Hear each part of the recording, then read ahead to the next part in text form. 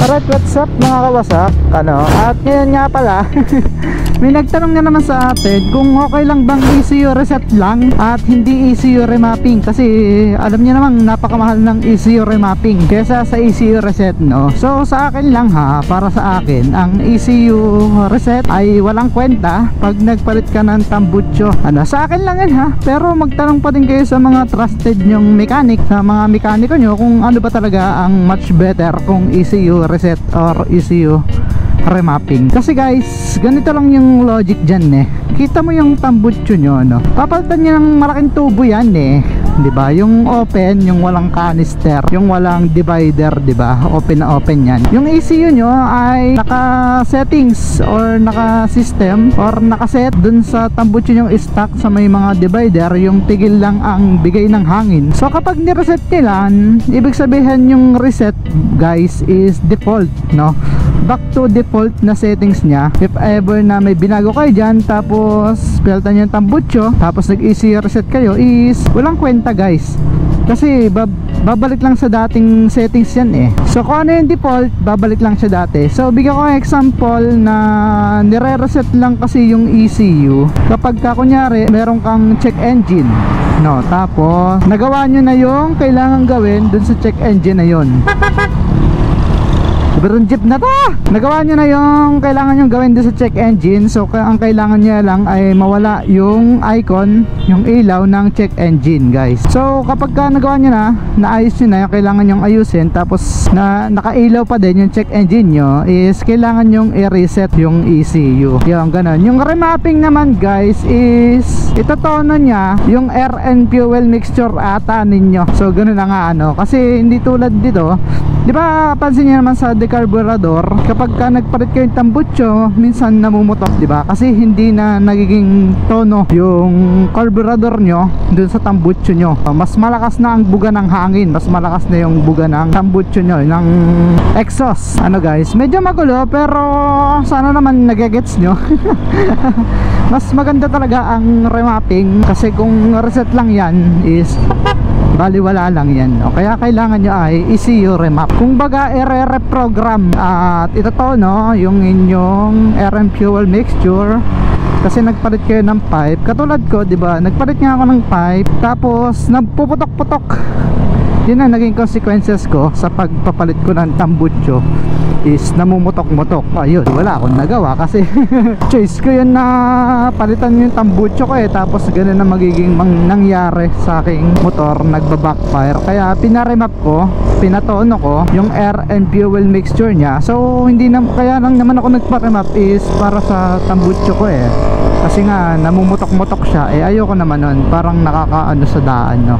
Nakaka-distract. Parang ewan ko, pangit kapag ka namumutok, parang palyado yung motor mo. Tapos baka mamaya mag-lose compression pa yan, no? Di ba? Yung mga issue, ganun naman talaga yung nararamdaman natin pag nagpalit tayo ng tambucho sa mga FI eh. Yung issue ng FI, pag nagpalit ka ng tambucho is malulus compression yung piston mo. So ganun lang. So ang galing na wala na yung nito, yung hago ko. Pero may delay pa din kasi nga siguro need na natin magpalit ng center spring. So yan, magkano nga ba? Baka itanong niyo na lang din kung magkano ba yung ECU remapping. Hindi niyo na kailangan bumili ng bagong bagong ECU kasi iba bumibili ng bagong ECU. So magkano nga ba yung sa akin? So nakilala naman tayo ni boss doon sa Candelaria, yung may-ari nung shop at saka dyno tuning. Yes, binigay na sa akin 2,000 pesos plus bank sensor at pakabit. Yung bank sensor ay 250 at yung pakabit niya ay 250 din, bali 500. Bali naging 2,500 din plus tambucho. Magkano ba yung tambucho ko? Pagparagay mo na 3,000 yung aking pipe, pwede 5,500 lahat na yun para wala kang alalahanin, no? So pagka nagparemap naman kayo is hindi naman ibig sabihin yan is lalakas na talaga yung motorsiklo nyo na pwede nyo nang i-racing. So hindi po. So itatama nya lang yung kanyang konsumo ng hangin at saka gasolina. Ayun, tas binibigyan na ata nung torque, gano'n. Hindi ko alam kung paano nila nagagawa yun eh, kasi nakikita ko naman doon sa screen nung inayos to. Kita ko pero hindi ko siya mabasa. I mean, hindi ko siya naiintindihan, no? Ito yung problema dito, guys. Lalo pag natapos tong SNR na ginagawa na to. Ay, sobrang traffic na dito. Pero kailangan nyo pa bang mag-ECU remapping? So, sa mga magpapalit ng tambutso is mas preferred ko na mag-ECU remapping kayo para sure, no? Kasi madami namang lumalabas na nalulus compression, guys, sa pagpapalit ng pipe tapos hindi sila nag-remap, no?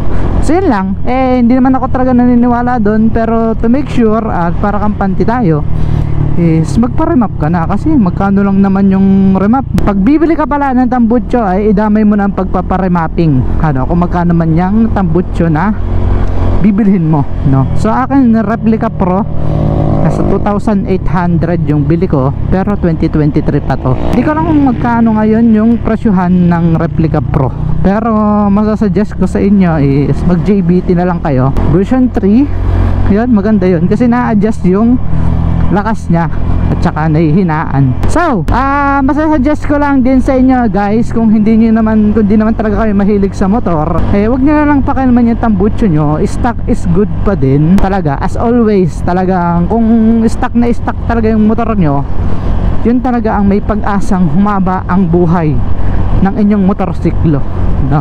Yung pagiging stock niya, no? Kumbaga wala kayong papalitan kundi yung mga accessories lang, pero yung gagalawin niyo pa yung ibang parts sa may makina, yung mga nakakabit sa makina, yun ang malaking malaking kaso. I mean, parang hindi na matatali yung motor mo pagka ganun, no? Alam niyo naman, guys, syempre isipin niyo naman ang manufacturer ang manufacturer ba ng o kaya producer o kaya maker yung gumagawa ng mga pyesa, maggagawa ba yan ng talagang tatagal ng matagal? O diba hindi? Kundi genuine parts lang, kasi yun yung may kakayahan na tumagal ng napakatagal, yung mga genuine parts, no? Bakit? Di kapag tumagal yung yung bago masira yung lifespan ng isang pyesa, di wala silang benta. Ganun lang yan. Yung natutunan kong logic dun sa mekaniko, yun sabi niya sa akin, maniniwala ka bang tatagal yan ng sobrang tagal, like 3 years, 2 years, ganun? May mga ganun tumatagal, pero iilan lang, depende sa pag-aalaga nyo, Sabi ko sa kanya is, naman, ang mahal-mahal yan sabi, hindi. Tingin mo ba gagawa yung kampanya na matagal masira? I mean, talagang aabot ng mga 5 years mahigit, ganon, or lifetime? So hindi, kasi syempre paano sila kikita ulit kung hindi na masisira yung kailang piyesang ginagawa, So ganun lang yung sabi sa akin ng mekaniko. Kaya sabi ko, ay oo, may lifespan lahat ng piyesa, guys. Kaya kailangan niya lang alagaan yung motorsiklo nyo, So katulad nito, kapag na-loss compression tayo, hindi ko alam kasi hindi ko naman na-experience ma-loss compression dahil sa pagpapalit ng pipe. Pero nung nagpalit ako, guys, is nakatakbo pa ako ng 1,000 km bago pa ako magpa-remap, magpa-ECU remap. So kung di naman to namumutok, hindi naman ako magpapa-ECU remap. Pinatanggal ko lang talaga yung pamumutok, yung pagbabackfire niya, So kayo ba, may balak pa din ba kayong magpalit ng pipe, So hindi lang naman din sa pagpapalit ng pipe na nag-ECU remapping, guys. Nag-remap din sila, kumbaga kapag nagpalit ka ng bola, nag-upgrade ka ng panggilid mo, itinotono nila yung lakas ng motor mo, yung kayang ibigay ng minamatch ba nila yung power na ibibigay ng motor mo dun sa CVT mo na in-upgrade, guys. Ganun yun, kumbaga yung ECU, yun yung memory niya, yun yung database niya. Kung ano yung nakalagay doon, yun yung susundin niya. Unlike sa decarburador na walang isa mga hindi FI, ikaw ang magdidikta kung gaano kadaming gas at gaano kadaming hangin ang iyong ilalagay, So pihit-pihit lang ng tornilyo para ma-adjust mo. Hindi tulad sa FI na kailangan mo talaga ng device or gadget para makapagtono ka ng throttle body, Yan lang ang kahirapan sa FI, pero napakaganda ng FI kasi napakatipid, guys. Swabe, at saka mas may power yung FI kesa sa carburetor, pero depende pa din sa makina, pero di hamak talagang mas matipid, fuel efficient ang mga FI, So yun lang, ma-maintenance nga lang Pinonterflow na natin, okay lang yan. Sikip naman. Tensya na po kayo. Nandito na yung kaskasero yung vlogger. Oh my goodness. Siyempre, pag pinagalitan tayo, huwag mo na lang papansinin guys. Kasi normal yan sa mga kamote na katulad ko, yung pagalitan sa kalsada. Pero hindi ko naman sila pagpapansin. Bala ka dyan, magalit kayo dyan. Tamo to, traffic na nga, ipinilit pa. Ayan, paano tayo uusad yan pare-pareho? Sige, ba't ang sikip naman yun dito?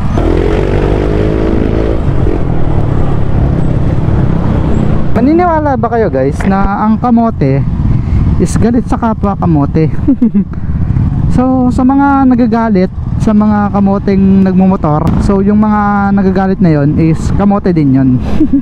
Para magnanakaw, diba? Galit sa kapwa magnanakaw guys. Ganun lang yan. Uy, malapit na. Patapos na tayo sa vlog, di pa tayo nakakausad. Hapdi ng tiyan ko. Kabibape ko siguro to. So sa mga nagbe-vape dito guys, ramdam nyo ba na parang sinisikmura kayo? Yung parang mahangin yung tiyan nyo? Anong tawag doon? Kayo din ba? O baka ako lang ang sinisikmura guys? Kasi simula nag-vape ako, nagkakaganto na ako eh. Minsan lang naman ako sikmurain dati kapag talagang may hangin lang yung tiyan ko. Pero ngayon, madalas na. Hindi ko rin bakit. Siguro nga dahil sa vape na yan. Kaya kailangan ko nang itigil siguro ang pagbe-vape. Dahil wala naman talagang magandang maidudulot yan. Naging bisyo ko na nga lang, kaya ang hirap tanggalin guys. Ipinalit ko siya sa Yossi, no? Dati kasi nag-Yossi ako.